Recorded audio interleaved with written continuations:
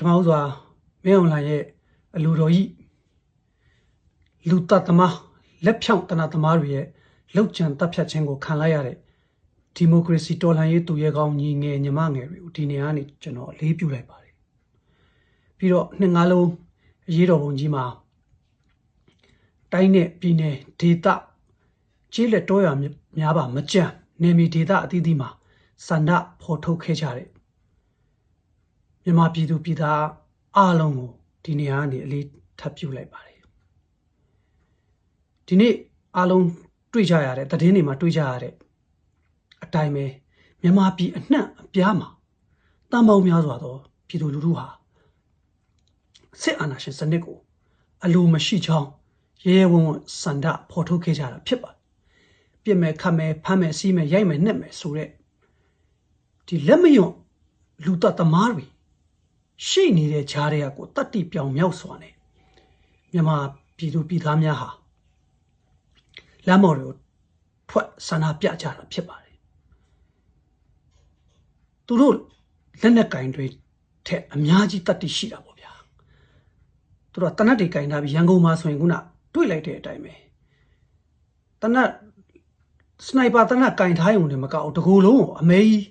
ဝေးရုံအမဲကြီးခြုံပုတ်ထဲမှာပုံရမယ်ဝေးရုံမျိုးကြီးဝတ်ထားပြီးတော့အရှက်မရှိဗျာလမ်းပေါ်မှာမတ်တက်ရက်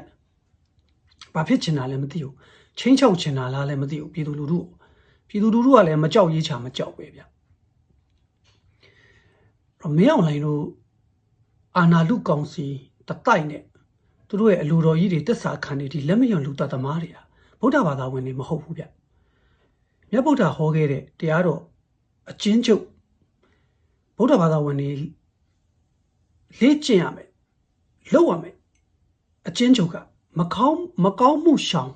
ကောင်းမှုဆောင်ဖြူအောင်စိတ်ကိုထားကျွန်တော်တို့လွန်ခဲ့တဲ့9နှစ်လောက်ကတချင်းလေးရေးလိုက်ပါသေးတယ်အတော်လူသိများပါတယ်အဲ့တော့မင်းအောင်လှိုင်နဲ့အပေါင်းပါတွေကမကောင်းမှုလည်းမရှောင်ကောင်းမှုလည်းမဆောင်စိတ်ထားကတော့ပြောမနေနဲ့ဖြူစင်ဖို့ကအဝေးညစ်သေးညစ်ပတ်စုပ်ပြတ်နေတာမဟာတန်ခနာယကဆရာတော်ကြီးများလဲမြစ်တရခံစာတွေထုတ်ထားတာပဲရှောက်မင်းအောင်လှိုင်ကိုမြစ်တရခံစာထုတ်တာပဲမင်းအောင်လှိုင်တို့အနီးကပူဇော်နေတဲ့ဖုံးတော်ကြီးတွေလည်းတရားမပြနိုင်ဘူးထင်ပါတယ်ဗျာကျွန်တော်ထင်တာလေတရားပြခဲ့ရင်တော့မှသူတို့တရားမရအောင်နဲ့တူတယ်ပြည်သူလူထုပေါ်အများတန်းရုံးမှာကောက်ချစ်ဖို့ပဲစဉ်းစားနေတာဒီနေ့လမ်းပေါ်ထွက်လာတဲ့နှစ်ငါးလုံးအရေးတော်ပုံကြီးမှာလမ်းပေါ်ထွက်လာတဲ့ပြည်သူလူထုကိုကြိလိုက်တာနဲ့တနိုင်ငံလုံးနှီးပါဟာသူတို့ကိုလုံးဝအလိုမရှိဘူးဆိုတာပေါ်လွင်နေတာပဲလေပေါ်လွင်နေတာပဲမဲလိန်နေဆိုတာလည်းဘလို့မှမဖြစ်နိုင်တော့ဘူးဆိုတာပေါ်လွင်နေတာပဲသူတို့ဘက်မှာရှိရင်10ယောက်မှာ1ယောက်ပေါ့ဗျာအဲ့ဒီ10ယောက်မှာ1ယောက်တောင်မှတတ်တိမရှိလို့ပုံမီအိမ်ထဲကနေကြည့်နေရတာဒါတကယ်မြေပြင်ပေါ်မှာ Facebook တွေပါလေ social media ပေါ်မှာတော့မလာတော့ကျွန်တော်တို့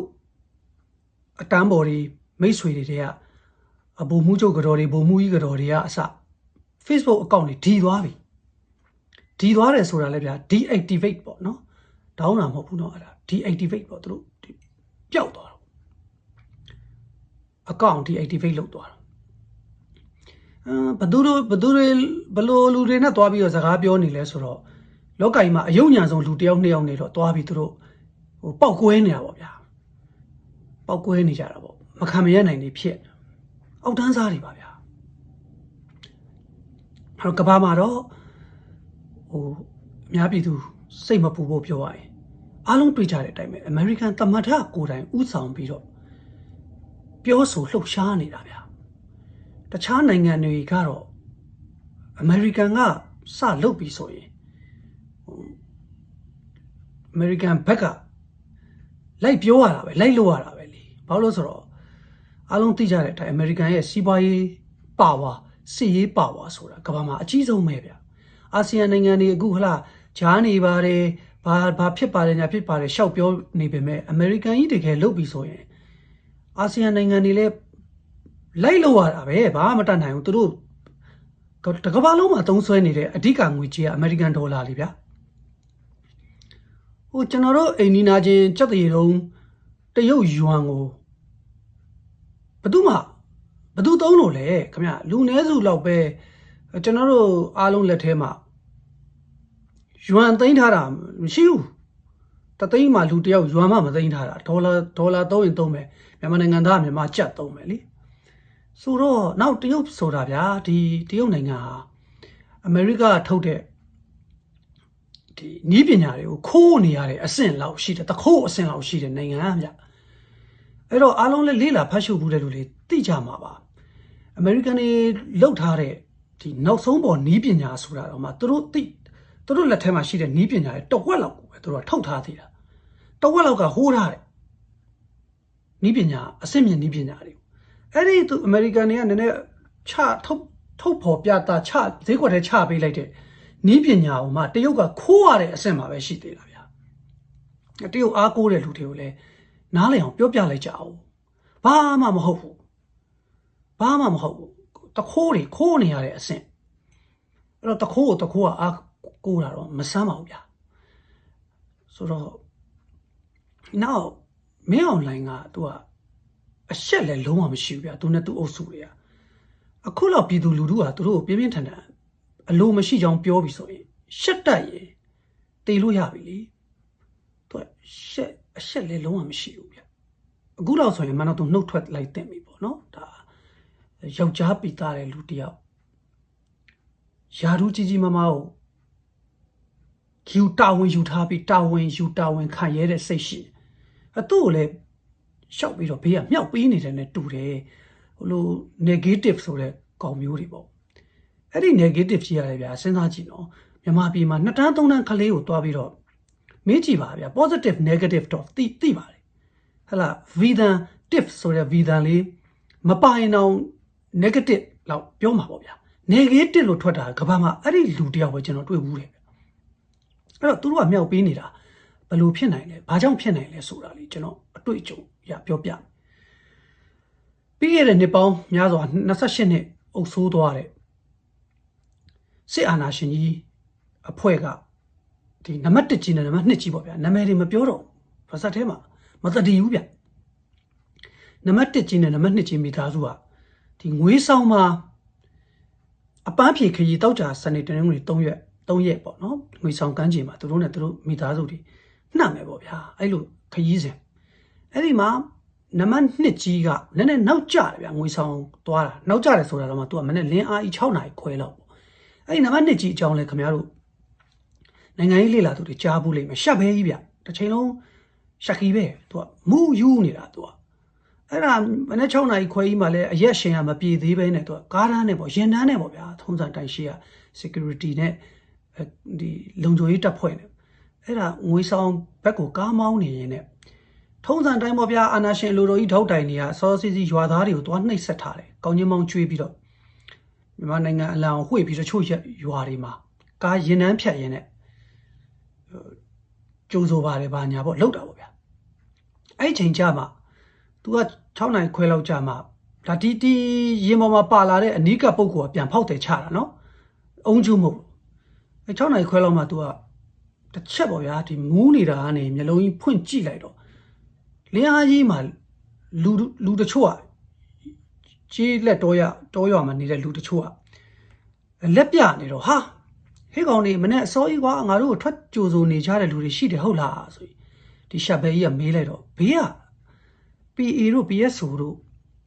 ကဘာပြောလဲဆိုတော့အဘတို့တိတ်ချစ်တာနော်အေးရေးအပြက်ခံပြီးတော့လမ်းပေါ်ထွက်လာပြီကြိုဆိုဂုံပြုတ်နေကြတာအဲ့ဒီအရက်သမားကြီးကယုံတာပဲတဲ့ဗျ။အော်တနာစရာငါတို့လည်းချစ်ကြမှာပေါ့လေငါတို့ကလည်းတိုင်းပြည်မှာတရားဆောက်လမ်းဖောက်စေတနာထားတဲ့အုပ်စုဆိုတော့ပေါ့လေနာဝတနာအဖဒီအရက်သမားကြီးနဲ့ဒီစက်သေးတုံးကြီးတွေကအဲ့ဒီလိုတကယ်ဒီထဲမှာယုံနေအောင်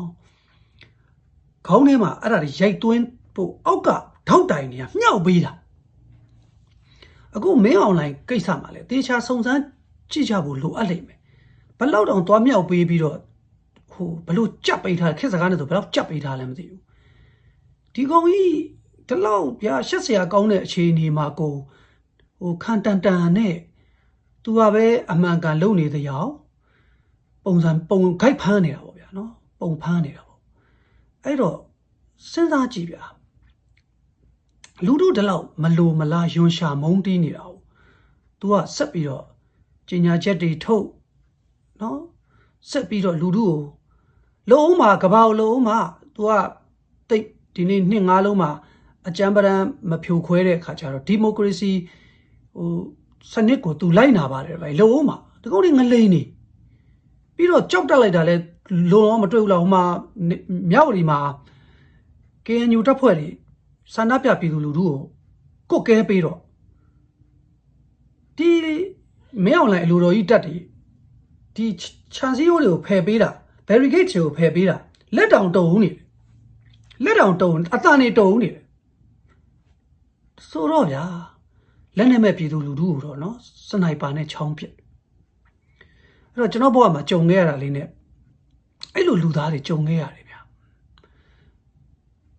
ကျွန်တော်ဆိုတော့ဖြစ်ပြီး10နှစ်လောက်အကြာကျွန်တော်နေတနေမှာတချင်းသွားဆိုတယ်မင်းအွန်လိုင်းတို့လိုမျိုးလူသားတွေ့ကျွန်တော်လူတွေပေါ့လေလူမဟုတ်သူမဟုတ်တွေကျွန်တော်ကြုံမှုတွေဗျအရှက်မရှိတဲ့လူဒါပေမဲ့အခုပြောရတာတော့ဗျာဒါဥပမာအနေနဲ့ပဲ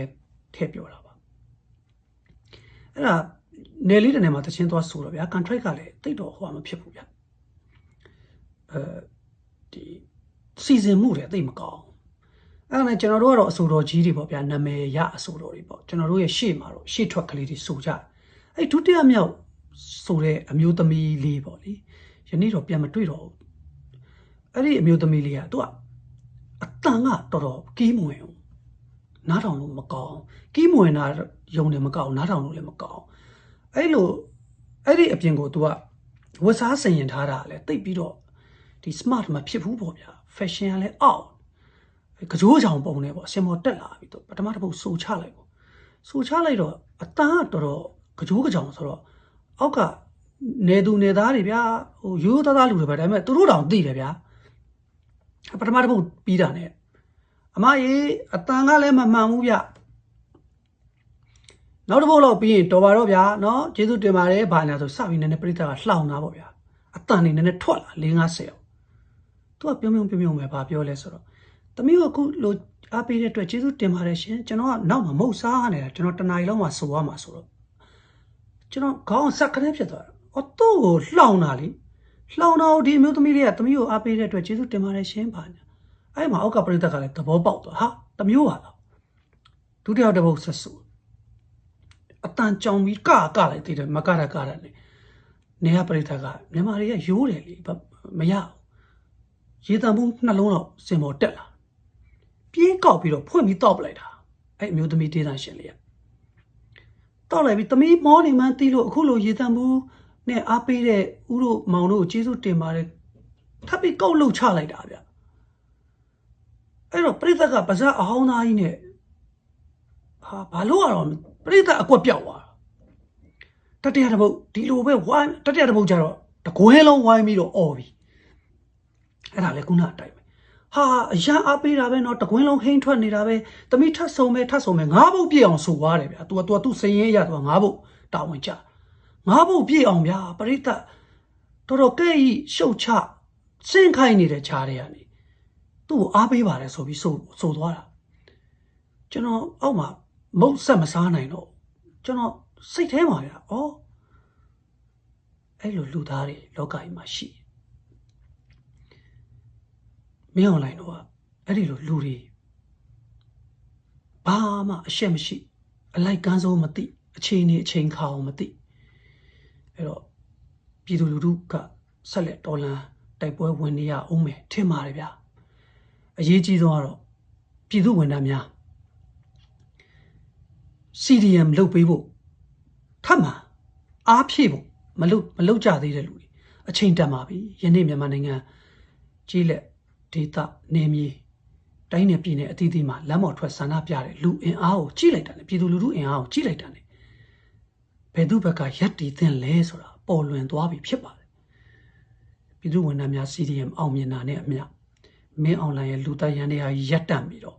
မင်းအွန်လိုင်းတို့အဖွဲ့ပြုတ်ကျသွားမှာဖြစ်ပါတယ် အားလုံးကျေးဇူးတင်ပါတယ်